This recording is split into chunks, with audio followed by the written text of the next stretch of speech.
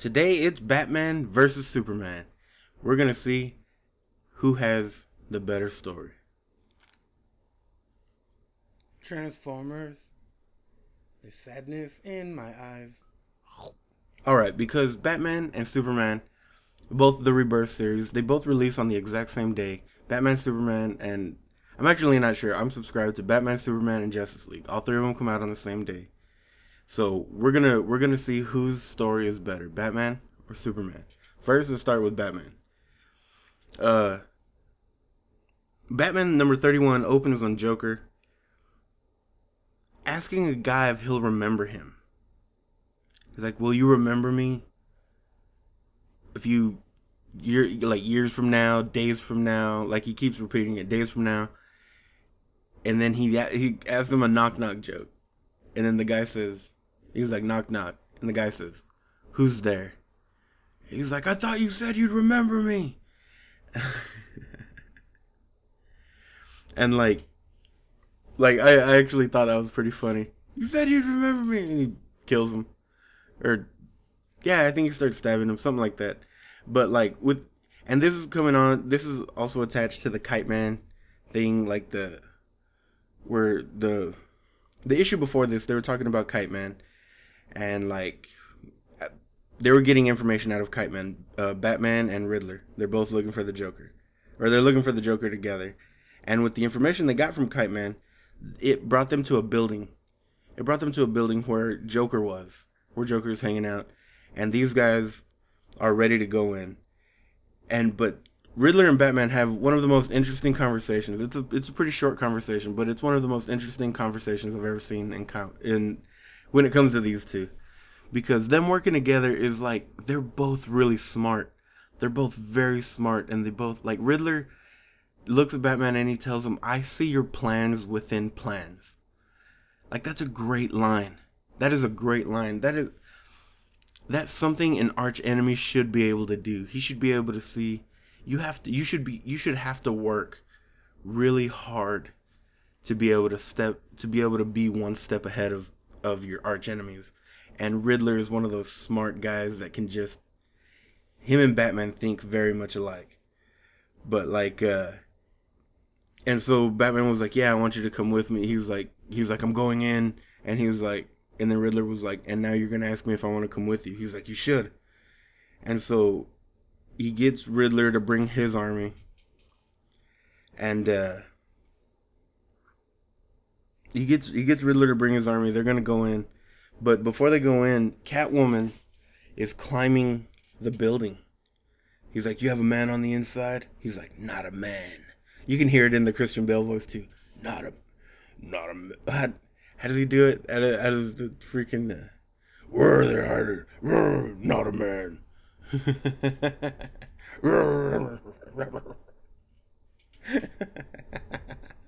That voice is so stupid. He's like, "Whoa."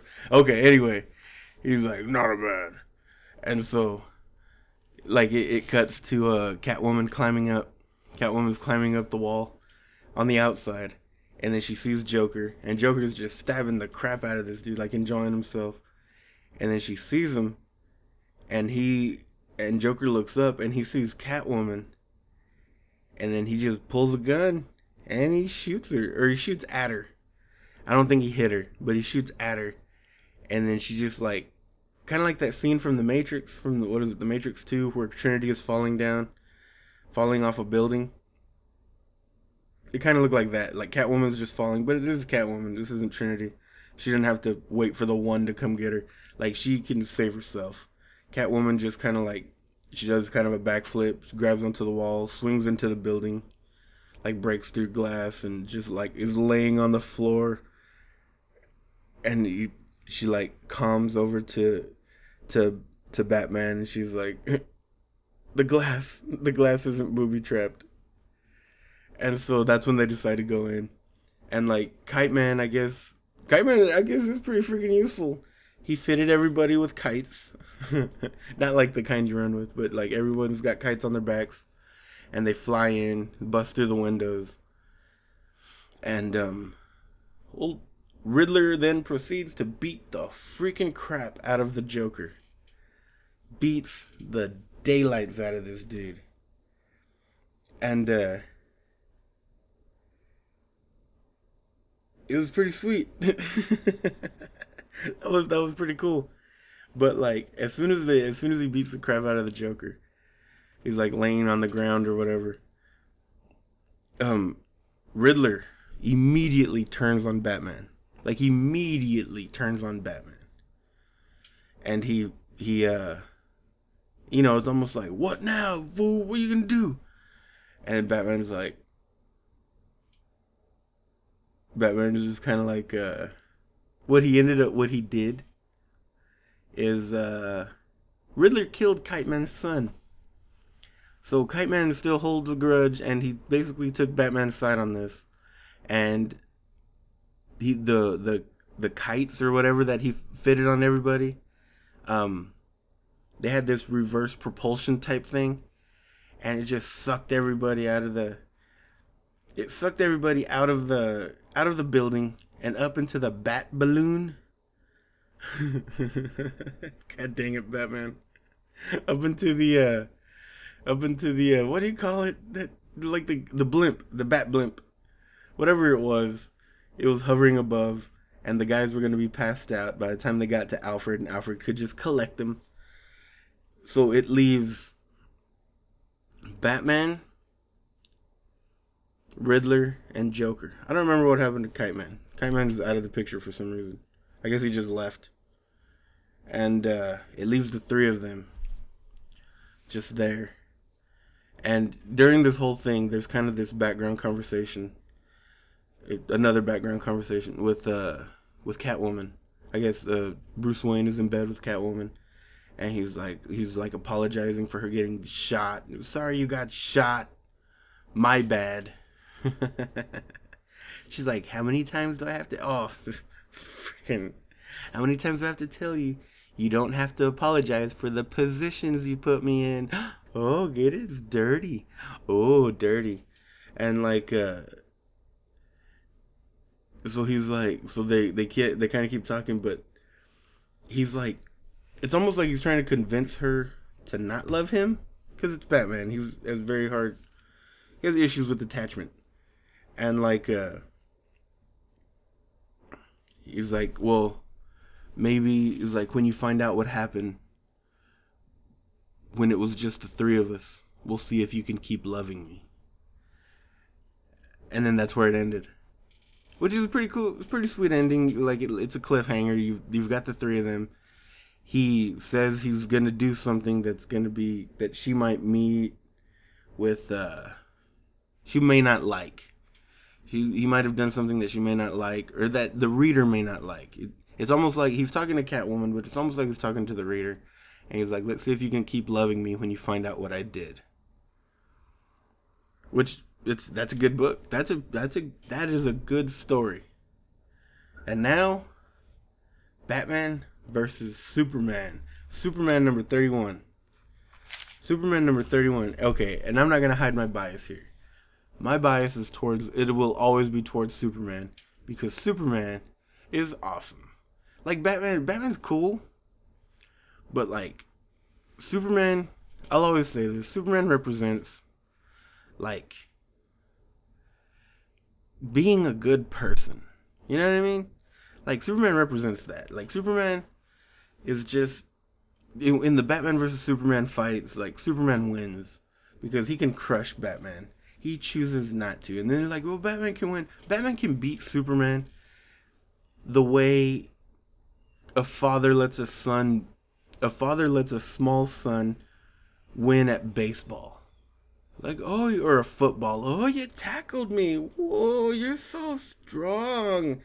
You're so strong, son. You won so easy. And then he's like, yeah, I won. When in reality, like I was watching the Dark Knight, right? Was it the Dark Knight Returns cartoon? And there's one point where Superman just puts his hand on Batman's helmet and crushes it like a little bit. Like he could have just like popped him like a pimple. But he's Superman. He's not going to do that. And he's like, oh, that's your weakness. It's like, no, dude, that's him choosing not to win. But, let me get back to the story. Superman number 31 is Breaking Point Part 1. And it opens on a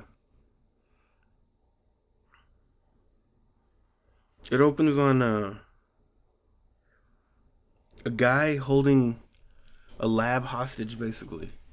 Like he has some kind of technology. They have some kind of technology with like negative charge particles and positive charge particles with a membrane between them, and it could power the world. One of those really powerful things. And like the guy's like, I need to talk to Lois Lane. He's like, I'll only talk to Lois. And then like Superman comes busting through the walls, and he's like, she's busy. And like the guy, he didn't want to be a bad guy. Like he was broken. He was he spent all his time on this thing, but now he didn't get the promotion he was promised. He didn't get anything. They just basically take this stuff, and he lost everything. Like he put so much time into it. He lost his wife. His wife took his kid. Like he's losing everything, and now they're gonna turn it into a weapon. They're gonna turn his work into a weapon, and he can't stand for it.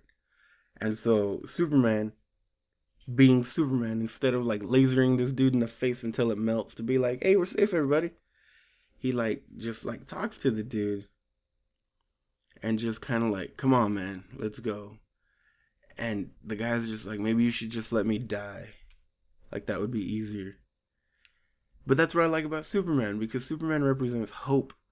He represents the best part of us. You know what I mean? Like that, I don't know. Like that's what I like. But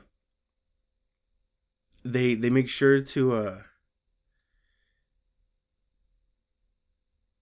in the book they make sure to Lois is the reason Lois is busy. The reason Lois is busy is because she's trying to find this dude named Carlos Gorsman. Gorsman? Carlos Gorsman, the Gravemaker. And like apparently some big boss, gangster type kind of dude, cartel boss, something like that. Well, when they go looking for this dude, they're in a different country, and they go looking for this dude. All they find are a pile of bodies. And when I was initially reading it, I was like, man, this Carlos Gorsman dude is straight up, man. That's gangster. But this guy was one of those. They're like, he's a narcissist, and he's making videos. And I was like, well, you left a pile of bodies, but then like he was in that pile of bodies, so he's not that guy. Like he's dead now, and somebody came through here and just laid waste to the place, to this guy and like everything. So, but there was somebody holding a video camera, and when they checked the video camera, it was freaking Deathstroke, Slade Wilson. And so like freaking Deathstroke came through and like killed everybody, which is crazy because it was a lot of people. And so now Lois goes back to Perry and he's like, I want to interview this guy. He's like, God dang it, Lois. He's like, this is the guy that you went to go interview, like some crazy dude, and this is a dude even crazier than the crazy dude, and you want to go interview this guy? I was like, I'm not saying it's not gonna be a good story. I'm just saying. And so she freaking she talks to Superman about Clark. She talks to Clark about it, and Clark is like, you can't go, or at least let me come too. She's like, no, I have to do these things on my own. Blah blah blah blah blah. So he hands her a stun gun. It's like it's from Star Labs. I think that's what he says. Like, he hands her a stun gun. It's custom made. Like, if you get in any trouble, use it. And she was like, cool. And he's like trying to bring up the kid, like their kid, and like, you can't go because of this guy. And she's like, nah, I'm going. And so she goes. She hits the ground running, and she's like looking for this dude, and then she runs into some people. She runs into Cestus. Cestus is also looking for him. And like, oh, they have another name. I can't remember it right now. The Throng. The Throng. She runs into the throng, and these guys are also looking for her, and they're like, hey, why don't you give us some information? She was like, I don't know what you're talking about. And then she zaps one of the guys with the stun gun. And apparently, this stun gun released, like, a noise only Superman can hear. So Superman shows up, beats the crap out of everybody. And so she's like, oh, were you following me? He was like, of course not. But, you know, the thing. And, like, she was like, after this, she was like, she gets mad at first. And you're just like, come on. Like, you were literally about to get taken down by some people. But whatever. Whatever. And then she's like, okay, but I understand where you're coming from. But, you know, come on. And then, like, as she's walking away, like, Superman leaves. He's like, cool. Superman leaves. And, like, basically, you know, like the old, like, you see in stuff, like, she's walking by a thing, and she's like, hey, over here. They're, like, in the shadows, and she goes in there. And because, why not? And, like, it's Deathstroke. Deathstroke is like, what'd they say to you? He's like, they were looking for you. He was like, so if they were looking for me, and they knew you were looking for me, now they're following you. And then sure enough, those guys show up. And so Deathstroke starts taking these fools out. And it's tripped out because Deathstroke is like protecting this little boy who just happened to. Apparently, there's a little boy who just walks through street fights. Even though somebody has a sword, he's just like, beep, beep, beep, beep, I'm not paying attention. Like, you see, this is what's wrong with youth today. They're all so concerned with their media, they walk through street fights. Well, this dude's walking through street fight, and Slade Wilson's like protecting him. He takes all these guys out, and then so Deathstroke is like, they're looking for both of us now. Now they want both of us. Let's get out of here. And so they both go hide. And they're getting, like, it's weird. It's getting to almost one of those things where, like, they're identifying, because at one point somebody sneaks up behind him and they try to hit him with like an arrow or something. I don't remember. And they try to shoot an arrow at him. She's like, look out! So she's watching this dude's back. But she starts to interview him. They finally get it. They're alone in like some thing, and like she's interviewing him. And I don't know if you've ever seen it, but the Iceman interviews, where they interview, like, I think he was a mob hitman or something like that.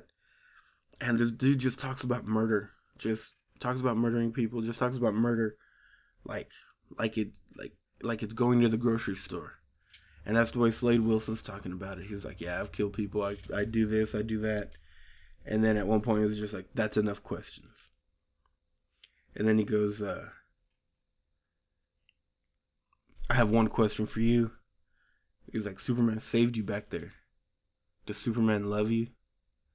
And before she could answer, before she could like stumble for her answer, like the throng found him again, and that's when she was like, hey, look out, and whatever. And so like he jumps out. He was like, I'm gonna go take these guys on. As I'm fighting, he goes, run away. He was like, run away, but don't run. He was like, just walk calmly. He goes, that's one thing you should always remember, that when there's a predator after you, never run. Like, I thought that was a great line. He's like, never run. And the whole story's pretty good. They're like, this whole story's pretty good. It was a good read. And then she goes back home, and it's one of those things where you think like, oh, wrapping up the story now. And like she goes home, and as she's coming out of the planet, they write the story. She writes the story. It's a great freaking story. She's walking out of the planet, and she's walking, and then she looks up, and there's Deathstroke, and she's like, what are you doing here? She's like, I'm here for a job. He's like, you're the job. And then you just hear it ends on a gun. Like she's video chatting with Clark, with Superman. Like just talking like, I'm on my way home and blah blah blah blah blah. What's happening? And then he's like, who is that? And then like he says that stuff, and then it ends on a gunshot. And then it says the next book is the shot heard around the planet. So that, to me, that's a better ending than the Batman ending. Like it's a better